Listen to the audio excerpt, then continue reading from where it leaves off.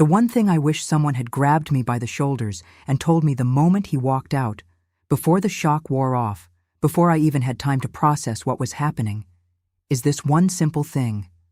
And I'm telling you right now, if you don't do it soon, you're going to spend the next year, maybe longer, cleaning up a mess that didn't have to exist.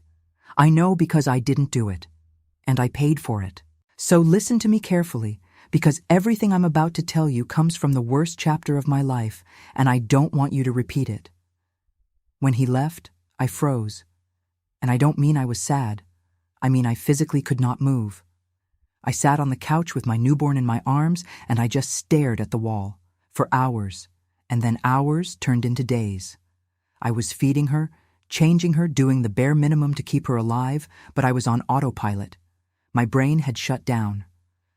It was like my body was functioning, but my mind had checked out completely. And I think every woman who's been left alone with a newborn knows exactly what I'm talking about. That fog, that paralysis, that feeling of, this isn't real, this can't be happening to me. And I want you to know, it's okay to feel that. It's normal. It's your brain protecting you from the full weight of what just happened. But here's what nobody tells you. While you're frozen, the world keeps moving. Bills keep coming.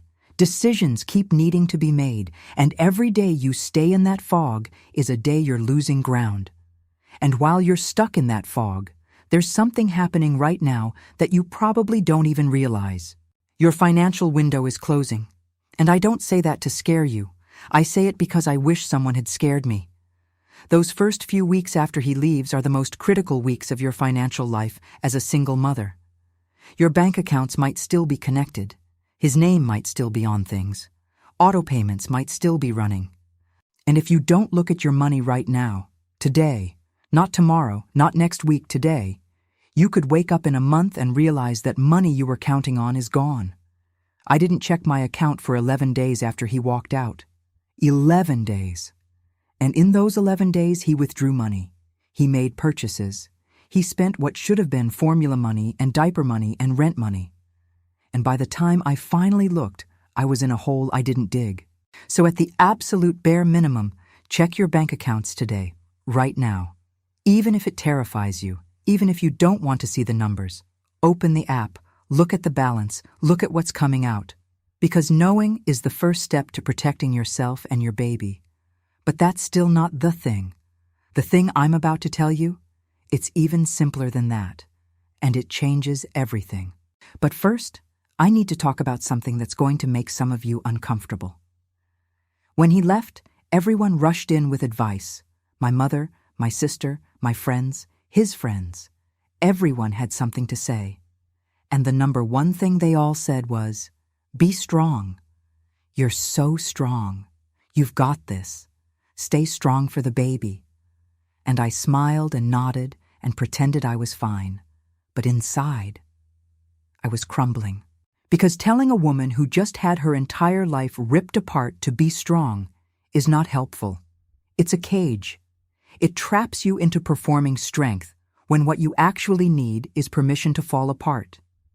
What I needed wasn't someone telling me I was strong. I needed someone saying, you don't have to be strong right now, you just have to be honest. So here's my surface-level advice on this. Find one person. Just one. It can be a friend, a cousin, a coworker, someone from a support group online, anyone, and tell them the truth. Not, I'm fine. The real truth. I'm scared. I don't know how to do this. I'm not okay. Because the moment you say it out loud to someone who actually listens, the weight shifts. It doesn't disappear. But it shifts.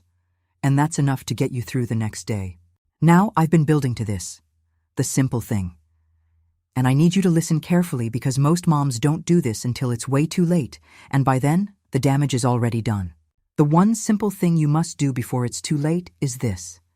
Start documenting everything from day one, right now, today. I mean everything.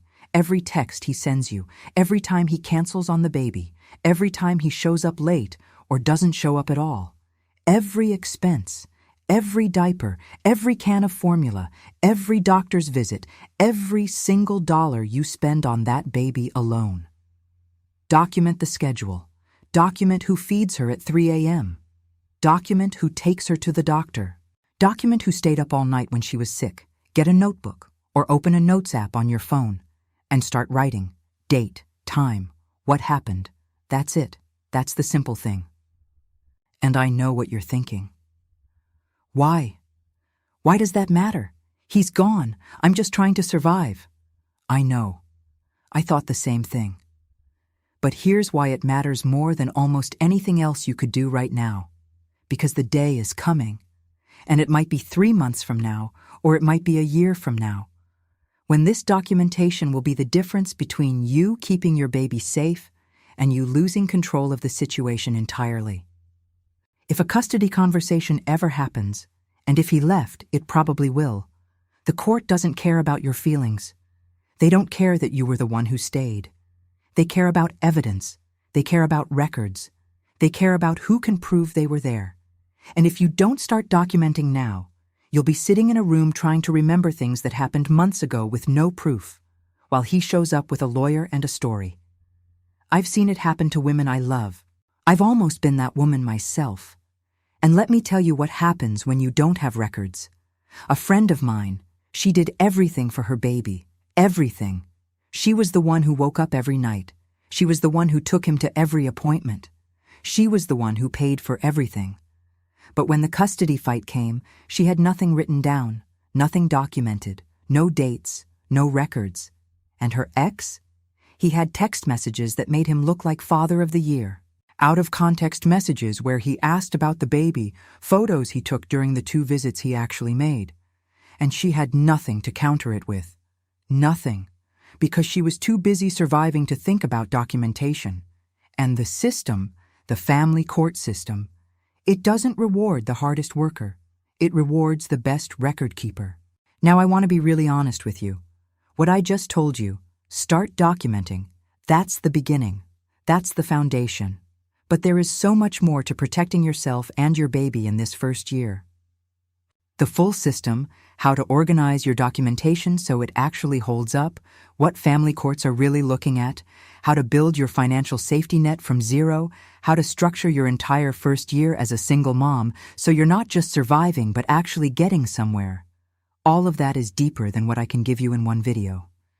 It's too much, but I put everything together in a guide. Every single thing I learned from going through the worst of it and coming out the other side. And if you need it, and I think you know if you need it, the link is in the pinned comment down below, the one marked with a heart. It's there for you when you're ready. If you're going through this right now, today, tonight, I want you to comment, starting today. Just those 2 words. I want to know you heard me. I want to know you're going to start documenting. Because that one simple act is you taking back control of a situation that feels completely out of your control. And if this video helped you even a little bit, hit that like button so other moms who are sitting alone tonight, scared and confused, can find it too. Subscribe to this channel because I'm going to keep showing up for you the way I wish someone had shown up for me. You've got a newborn and a broken heart and an empty side of the bed, and I know how heavy that is. But I also know this. You are about to become the strongest version of yourself. You just don't know it yet.